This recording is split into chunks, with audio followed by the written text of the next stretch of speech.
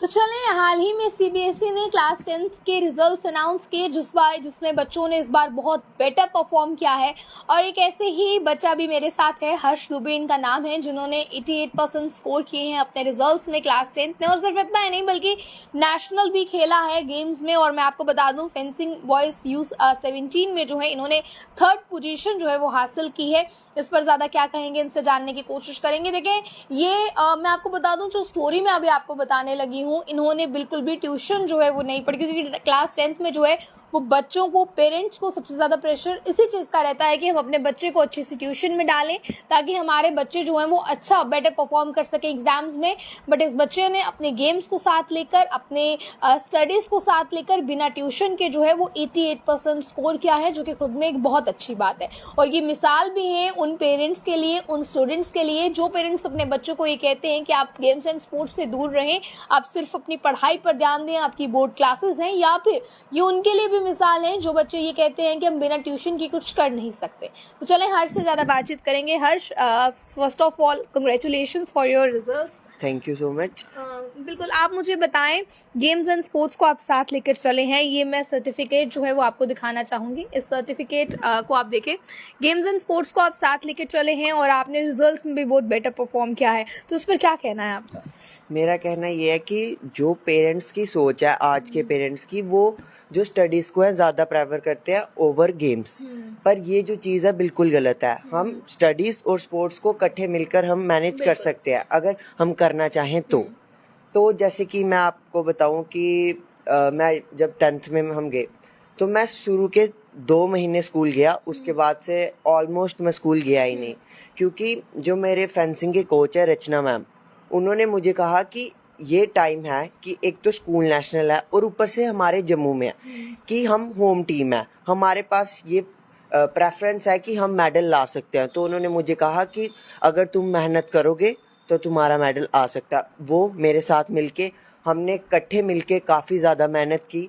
अक्टूबर, सितंबर, नवंबर, दिसंबर मैंने 4 महीने स्कूल में गया नहीं और मैंने सिर्फ प्रैक्टिस की।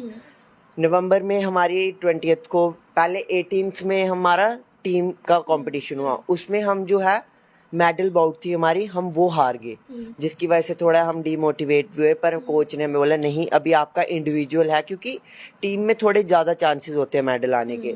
उन्होंने मोटिवेट किया कि नहीं, हम इंडिविजुअल में भी कर सकते हैं। तो वहाँ पे फिर जब इंडिविजुअल की बारी आई 20th को, तो आप मानोगे नहीं कि मतलब मैच इतना इंटेंस हो गया था कि स्कोर हमारी 10 पॉइंट्स की बाउट हो गया, स्कोर हमारा 9 ऑल हो गया था कि उसका भी 9 और मेरा भी 9, कि जिसका पॉइंट आएगा वो जीत जाए।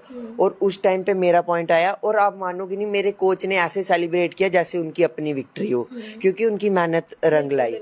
आप मुझे ये बताएं कि आपने बताया आप 3 महीने तक स्कूल नहीं गए हैं इस दौरान, तो आपको पेरेंट्स ने कभी ये नहीं कहा कि हर्ष आप सिर्फ अपनी गेम्स पर ज़्यादा ध्यान दे रहे हैं, आपको पढ़ाई पर ध्यान देना है? या आपकी स्कूल की टीचर्स ने आपको ऐसा कहा हो, फ्रेंड्स ने ऐसा कहा हो? ये कई बार होता है ना, क्योंकि हम एक चीज़ को पाने के लिए दूसरी चीज़ से दूर होते जाते हैं, तो कभी ऐसा नहीं हुआ? हाँ, मतलब मेरे पेरेंट्स ने तो मुझे बहुत सपोर्ट किया, उन्होंने कभी मेरे को पढ़ाई का प्रेशर दिया ही नहीं। उन्होंने हर टाइम मुझे ये बोला कि तू स्पोर्ट को ऊपर रख सकता है, तो अगर तेरा इंटरेस्ट है तो तू कर। तो मैंने वैसे ही किया। और मेरे स्कूल में, मेरा स्कूल है, उन्होंने भी मुझे, क्योंकि आप खुद बताओ 10th में इतनी छुट्टियां नहीं देते हैं, क्योंकि परसेंटेज की भी प्रॉब्लम होती है। हाँ, अटेंडेंस शॉर्टेज होती है। हाँ, तो पर उन्होंने नहीं, उन्होंने बोला कि नहीं तू खेल, क्योंकि मैंने प्री बोर्ड भी नहीं दिए, मैंने एक ही प्री बोर्ड दिया। और जनवरी में भी मैं गया, मैंने जनवरी के बाद जब मैं नेशनल से आया, दूसरे उत्तराखंड में हमारी नेशनल थी, उसके बाद जब आया तब से मैंने पढ़ाई शुरू की। मेरे पेरेंट्स ने काफ़ी सपोर्ट किया, उन्होंने बोला नहीं कोई प्रॉब्लम नहीं, आप स्पोर्ट्स को देखो, क्योंकि उनको मेरे पे विश्वास था कि हाँ मैं कर सकता हूँ।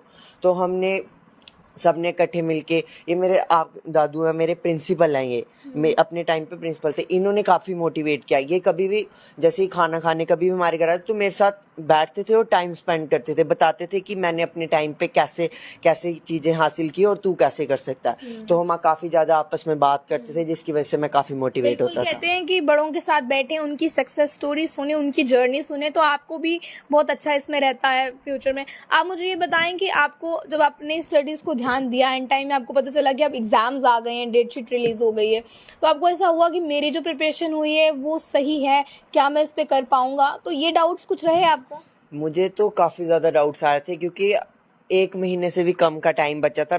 में हमारे 15 को पेपर शुरू हो गए थे, तो मैं जनवरी में कोई एंडिंग में ही आया था नेशनल, तो मेरे को काफ़ी एंग्जाइटी हो रही थी कैसे करूँगा, पर मैंने कहा चलो कोई बात नहीं, शुरू करते हैं फिर से। मैंने तैयारी की, काफ़ी तैयारी की। अब हमारा 10 डेज़ का गैप होता था पेपर में, मैंने उस टाइम पे मैराथॉन्स ली वगैरह, वहाँ से मैंने प्रिपेयर किया और मेरे को अपने आप पे विश्वास था कि मैं काफ़ी अच्छा स्कोर कर सकता हूँ, जिसकी वजह से मैं अच्छा स्कोर कर पाया। मेरी थोड़ी सी एक्सपेक्टेशन ज़्यादा भी थी, पर आप हर बार तो एक्सपेक्टेशन पे आ नहीं सकते, पर मेरे लिए तो ये बहुत अच्छा स्कोर है, क्योंकि 1 महीने से भी कम में अगर आप इतना पढ़ के स्कोर कर सकते हो तो वो तो स्टडीज में सबसे ज़्यादा हेल्प किसने किया आपको? आपके फ्रेंड्स में, आपके टीचर्स में, आपके पेरेंट्स में सबसे ज़्यादा किसने सपोर्ट किया?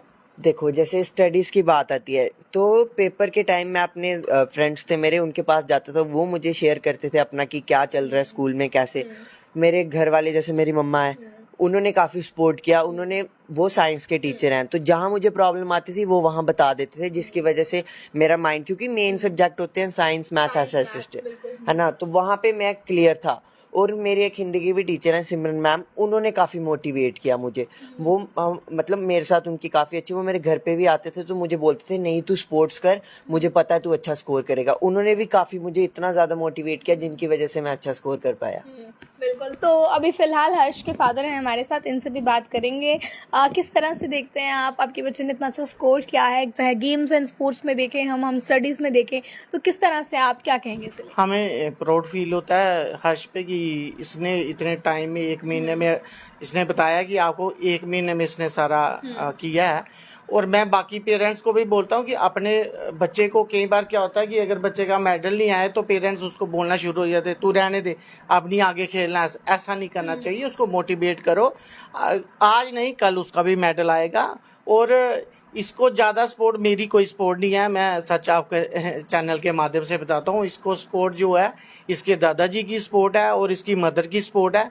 और इसकी मदर जो है वो घर भी देखती है और स्कूल में भी काम करती है और पूरे परिवार का ध्यान रखती है।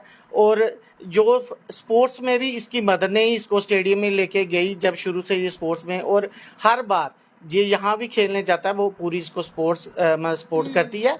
और मैं बाकी मदर्स को भी एक एग्जांपल सेट करना चाहता हूँ कि अगर ऐसी मदर हो तो कोई जो बच्चा वो पीछे नहीं रहेगा, वो आगे बढ़ता ही जाएगा। आप उन पेरेंट्स के लिए क्या मैसेज देंगे जो पेरेंट्स अपने बच्चों को स्पोर्ट्स से दूर करते हैं और ये कहते हैं कि आप सिर्फ स्टडी पर फोकस करें, बोर्ड क्लासेस हैं, क्योंकि ऐसा भी देखा गया और बच्चों के ऊपर एक प्रेशर बर्डन पड़ जाता है कि हमें, अगर घर वालों ने कहा है कि 98% आने हैं तो इतने आने ही चाहिए, तो क्या कहेंगे? देखो मेरी बात सुनो, ऐसी कोई बात नहीं है कि 90 से आए तो वो आगे जाके कुछ बनेगा। हमने बहुत सारे बच्चे देखे हैं जो 70 और 80 के बीच में होते हैं, लेकिन वही JKS ऑफिसर्स बनते हैं, IPS अफसर बनते हैं। ये जो परसेंटेज का मामला है ये कुछ हद तक होता है, लेकिन अगर आप देखें कि आम जो मीडियम बच्चा होता है वो भी आगे बहुत अच्छा बढ़ता है। और आप खासकर स्पोर्ट्समैन की एग्जांपल्स हैं, सचिन तेंदुलकर कितना पढ़ा हुआ तो बाकी कितने पढ़े हुए हैं। तो हम कोशिश यही है कि पेरेंट्स यही करें कि अपने बच्चों को स्पोर्ट्स में भी प्रेशराइज नहीं करें, क्योंकि अगर वो स्पोर्ट्स में नहीं है, वो जैसे पढ़ रहा है उसको पढ़ने दें, उसको पता है उसका आगे क्या फ्यूचर है, वो क्या करना चाहेगा। बिल्कुल बिल्कुल। देखिए आजकल के बच्चे इतने समझदार हैं कि ये सब समझते हैं। दादाजी हैं हमारे साथ हर्ष के, इनसे भी जानेंगे। आप बताएं कितनी खुशी हुई जब हर्ष का रिजल्ट अनाउंस हुआ? बहुत खुशी हुई मुझे, क्योंकि एक बात है, मैंने इसको एक बात कहता था जो लेसन मेरी तरफ से इसको एडवाइस ये कहता कि कॉन्फिडेंस कभी नहीं छोड़ना, और जो बैलेंस ऑफ द माइंड, क्योंकि आदमी जिसका बैलेंस अच्छा है ना, भाई मैं कामयाब हो जाऊँगा, वो होगा, चाहे कितना अच्छा पढ़ा है, लेकिन उसमें बैलेंस नहीं कमज़ोर है तो मतलब वो he will not success in the. तो वैसे इसलिए बड़ा मैंने इसको किया है कि जो हार कर जीतता है वो सबसे ऊपर होता है। अच्छा, जीत वाला गिर जाता है, क्यों? उसको पता मैं जीत गया हूँ, दूसरे वाला हार जाता है। लोग जो हार के जीतता है वो हमेशा कामयाब होता है। और इसने मैंने अपनी लाइफ की उसमें से बताई मैंने कि बहुत गरीब नसीब देखी थी। हम मिडिल क्लास के हैं, तो अपर क्लास दूसरों को, शेड्यूल क्लास दूसरे, सबको है ना कैटेगरी, सबको मतलब है, लेकिन हमको मिडिल क्लास में नहीं है। तो मैं चाहता हूँ यही पे ये है बच्चे का, मैं कहूँ तो गेम के, क्योंकि गेम के साथ रखने से बड़ी प्रमोशन, बड़ा फ़ायदा मिलता है। तो इसलिए ये हमारी इसकी एडवाइस है। उन्होंने थोड़ा टाइम के अंदर इसने बड़ा अच्छा किया और उसने टाइम इसका लग गया ना, और जो इसको मेडल मिले 12 साल के बाद जम्मू कश्मीर को मेडल मिला जी।